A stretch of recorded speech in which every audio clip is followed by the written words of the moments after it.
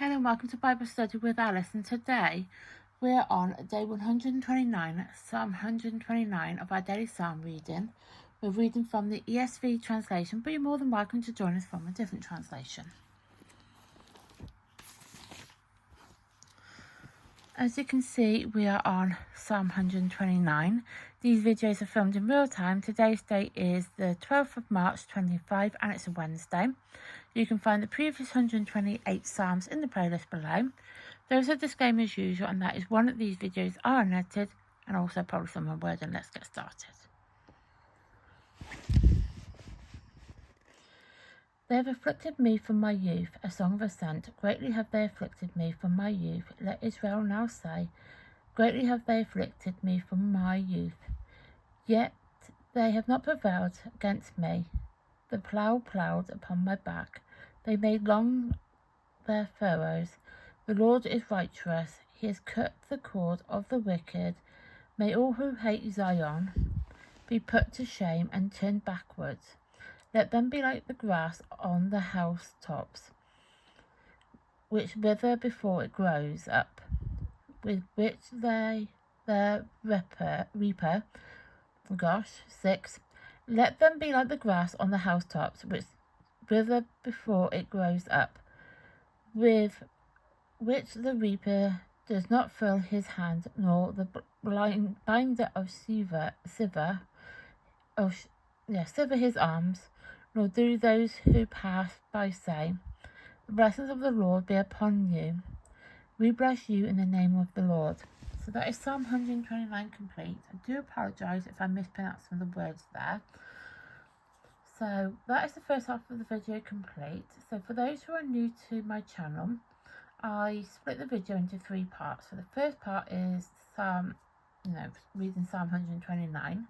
Then the second part is where I talk about the psalm time periods, and then the third part we talk about the psalm itself. So with the psalm time period, they are written over 1,000-year time period. They are written by multiple different authors.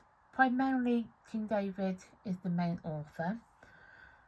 There are a lot of psalms where the author is unknown, so they don't know who the author is, but a big indication of who it is when it says at the top of it. That's kind of an indication who it could be, but not always necessary to be the case. It's like an attribute to that person, could always be.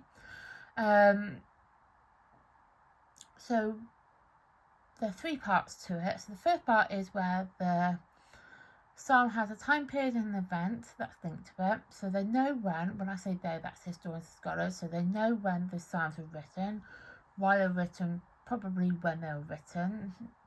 It's a general, obviously, thing. Obviously, talking about before the calendars got changed about, so it's not always a great indication of when, but they just have an idea of when. So we can't really say, like, in our time period when it would be, like on a Monday or a Tuesday, and it's on this particular day. It was never like that, obviously, because obviously, as I said, the calendars were different back then, but they have a time period to go with. Then you have the psalms where they're unknown, but they have an event linked to it, so they have an idea of when those psalms were written, but they just don't know fully when. And then there are those psalms where they don't know anything about it, just that the psalm was written, so they don't know who the author is, they don't know when it was written, and they don't have an event linked to it. So with Psalm 129, they believe it was round about 539 BC. Psalm 129 recounts Israel's history of suffering and afflictions at the hand of their enemies, but expresses confidence in God's deliverance. So this is probably likely going to be after the exile period, because obviously if it's recounting the history of suffering and affliction at the hands of their enemies, it probably would give an indication that it would have been after the exile period, but it doesn't necessarily mean it was, but it's a likelihood. And it's confidence in God's deliverance. So they are expressing confidence that God is going to deliver them from the pain that they have suffered and the afflictions that they have occurred during this particular time in their history. And because obviously the enemies had caused them a lot of discomfort, a lot of issues, a lot of anguish going on. There's a lot of uneasy going on in Israel at this particular time. So yeah, this particular psalm is recounting what happened. It talks about why not why it happened, just talks about it, that it had happened, and the suffering that they've occurred at the hands of the enemies. And obviously we don't know for sure who the enemies were, but it's likely going to be around the exile. So that is Psalm 129 complete.